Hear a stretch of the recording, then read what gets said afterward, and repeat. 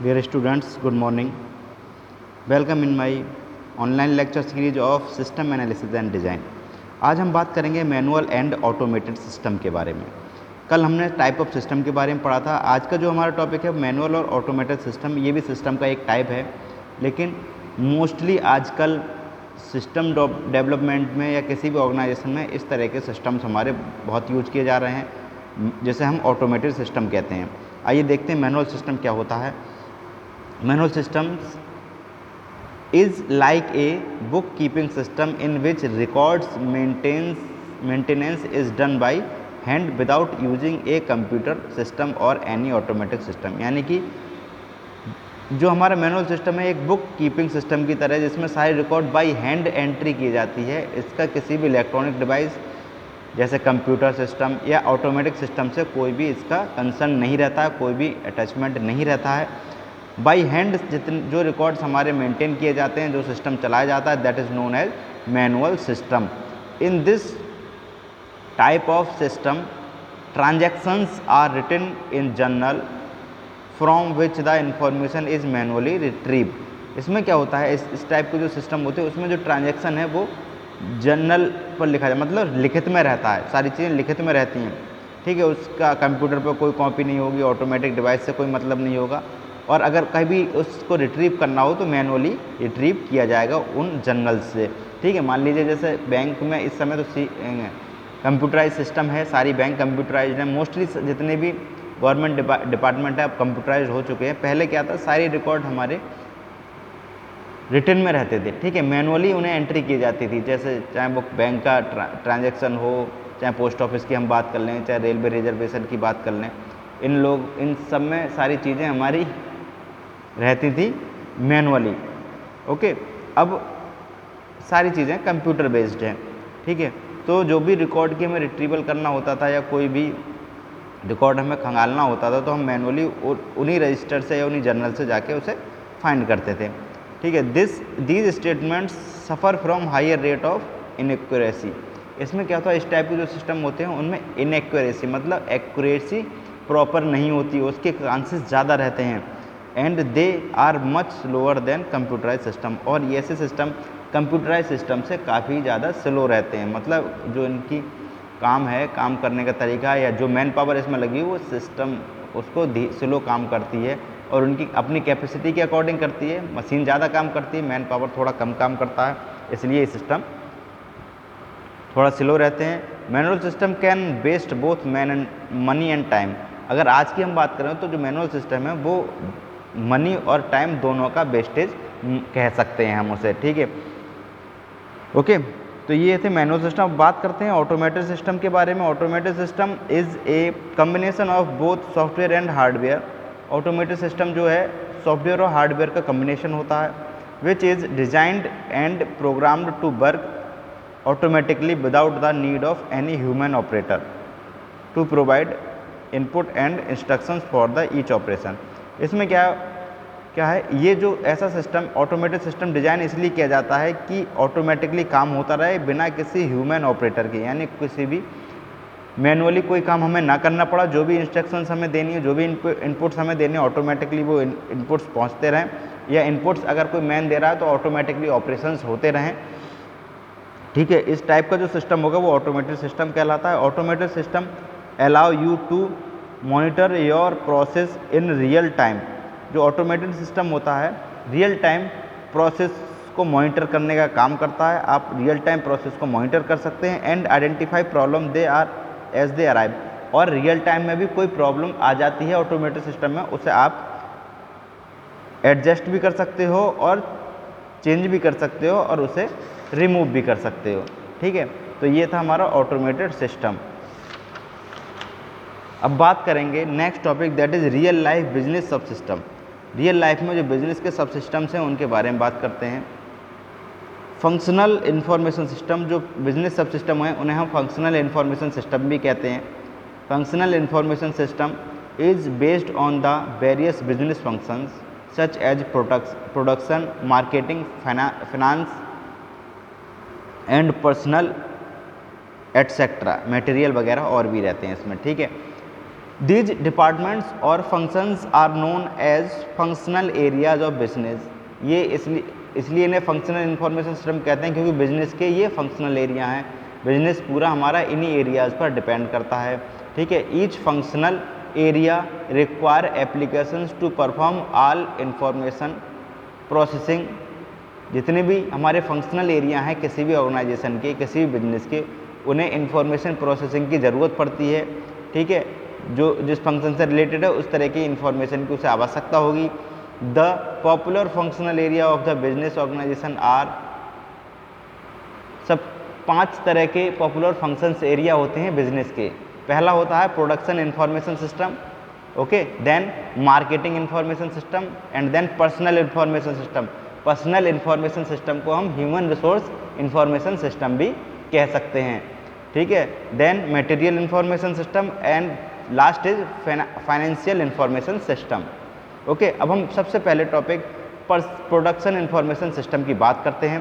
Production, जैसा कि इसके नाम से पता चल रहा है, प्रोडक्शन से जुड़ी हुई जितनी भी इंफॉर्मेशन होगी वो इस सिस्टम के थ्रू हमारी मैनेज की जाती है। A management information system that is targeted for use anywhere production is taking place, ठीक है। ऑर्गेनाइजेशन में जहाँ भी हमारा प्रोडक्शन हो रहा है वहाँ की जितनी भी इंफॉर्मेशन होगी उसे टारगेट किया जाता है प्रोडक्शन इंफॉर्मेशन सिस्टम में, ठीक है। Modern management information system are generally computerized. आजकल के जो इंफॉर्मेशन सिस्टम है, चाहे वो प्रोडक्शन के हों, चाहे मार्केटिंग के हों, चाहे किसी भी चीज़ के हों, वो मोस्टली कंप्यूटराइज्ड हैं and are design to collect and present the data.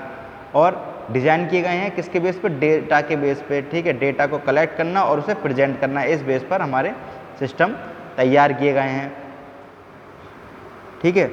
Which manages need of in order to plan. और ये जो भी हमारे बिजनेस के प्रोडक्शन का प्लान है उसे मैनेज करते हैं। And direct operations with in the company, और कंपनी के द्वारा डायरेक्टेड किए गए ऑपरेशंस पर काम करते हैं। अब बात करते हैं objective of production information system के। क्या ऑब्जेक्टिव है, क्या उद्देश्य है, क्यों हम इस सिस्टम को यूज़ करते हैं किसी भी बिजनेस में।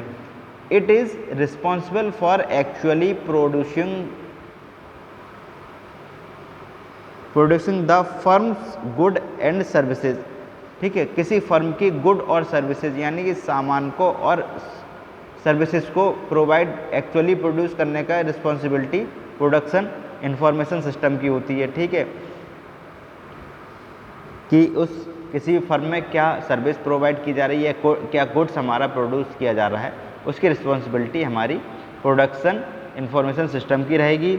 This system deals with planning, development and maintenance of production facility. Production से जुड़ी हुई जितनी भी सुविधाएं हैं उनकी प्लानिंग करना, उनको डेवलप करना, उनके डेवलपमेंट में, और उनको मेंटेन करने की जितनी भी डील होगी वो हमारे प्रोडक्शन इंफॉर्मेशन सिस्टम के द्वारा ही की जाएगी।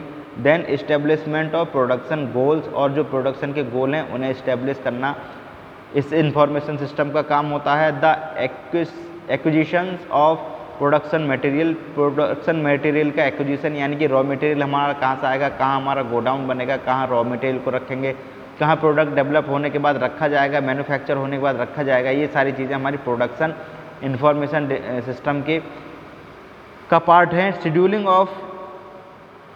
ऑफ इक्विपमेंट का शेड्यूलिंग, कौन सा इक्विपमेंट कब काम करेगा, कैसा काम करेगा, facilities, material and labour required to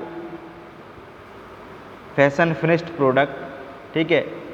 finished product के लिए कौन कौन सी लेबर चाहिए होगी, ठीक है, क्या फैसिलिटी चाहिए होंगी, क्या मटेरियल चाहिए होगी, इस सारी चीज़ों को हमारा जो होल डील करता है वो प्रोडक्शन इंफॉर्मेशन सिस्टम इसे डील करता है। अब बात करते हैं सेकंड, मार्केटिंग इंफॉर्मेशन सिस्टम की। A system that analyses and assess marketing information, ऐसा सिस्टम जो मार्केट की इंफॉर्मेशन को एनालाइज करे, एसेस करे और gathered continuously from sources inside and outside the organisation, और मार्केट से जुड़े हुए जितने भी सोर्स हैं उसके, चाहे वो ऑर्गेनाइजेशन के अंदर हो चाहे बाहर हो, उनसे इन्फॉर्मेशन को इकट्ठा करना, ये मार्केटिंग इंफॉर्मेशन सिस्टम का काम है। Timely marketing information provide basic for decision, और टाइमली मार्केट की इन्फॉर्मेशन कंपनी तक पहुंचाना, ऑर्गेनाइजेशन पहुंचाना, जिससे कि डिसीजंस मार्केट के अकॉर्डिंग बनाए जा सकें, सच एज प्रोडक्ट डेवलपमेंट और इम्प्रूवमेंट, प्रोडक्ट का डेवलप कब किया जाए, प्रोडक्ट मार्केट में कम है, डेवलप किया जाए या नहीं किया जाए, और क्या प्रोडक्ट में कोई कमी है तो क्या इम्प्रूवमेंट किए जाए, ये सब पार्ट होता है हमारा मार्केटिंग इन्फॉर्मेशन सिस्टम का।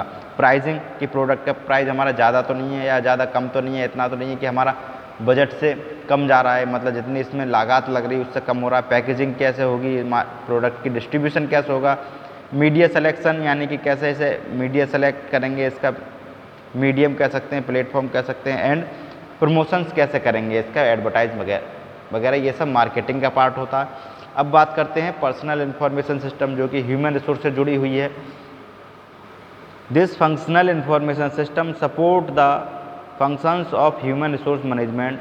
ह्यूमन रिसोर्स मैनेजमेंट के जो भी फंक्शन है उसे हम पर्सनल इंफॉर्मेशन सिस्टम के द्वारा सपोर्ट करते हैं। ऑफ एनी ऑर्गेनाइजेशन, किसी भी ऑर्गेनाइजेशन में जो भी ह्यूमन रिसोर्स मैनेजमेंट होगा वो हमारा पर्सनल इंफॉर्मेशन सिस्टम कहलाता है। The human resource management function in its narrow sense it is, अगर ह्यूमन रिसोर्स सिस्टम की बात करें, also known as the personal management, इसे हम पर्सनल मैनेजमेंट कहते हैं, क्योंकि ह्यूमन रिसोर्स मोस्टली पर्सन से जुड़ा हुआ होता है, पर्सन ही जो उसमें लेबर है, एम्प्लॉई है, उन सब से जुड़ा हुआ होता है, तो इसे पर्सनल मैनेजमेंट कह सकते हैं। द फंक्शन इन्वॉल्व, इस फंक्शन में कौन कौन से, इस सिस्टम में कौन कौन सी चीज़ें इन्वॉल्व रहती है, मैन पावर प्लानिंग, यानी कि हमारी कंपनी है या हमारा ऑर्गेनाइजेशन है या हमारा कोई फर्म है, उसके लिए मैन पावर की प्लानिंग करना, स्टाफ की प्लानिंग करना, स्टाफ कहाँ से आएगा, कौन कौन स्टाफ में रहेगा, ट्रेनिंग एंड डेवलपमेंट, स्टाफ को ट्रेनिंग देना, ठीक है, परफॉर्मेंस एवेल्यूएशन, स्टाफ की या किसी भी कैंडिडेट की परफॉर्मेंस को एवेल्यूएट करना, सेपरेशन एक्टिविटीज़, और इसके अलावा कुछ एक्स्ट्रा एक्टिविटीज़ जो हमारे मैन पावर को इम्प्रूव कर सकें, उनकी परफॉर्मेंस को इम्प्रूव कर सकें, ये सारी चीज़ें हमारी डील होती हैं पर्सनल इंफॉर्मेशन सिस्टम और ह्यूमन रिसोर्स इंफॉर्मेशन सिस्टम के द्वारा। नेक्स्ट बात करते हैं मटेरियल मैनेजमेंट इंफॉर्मेशन सिस्टम और फाइनेंशियल इंफॉर्मेशन सिस्टम। इसको हम पढ़ेंगे नेक्स्ट लेक्चर में। आज के वीडियो लेक्चर में इतना ही। Okay, thank you students.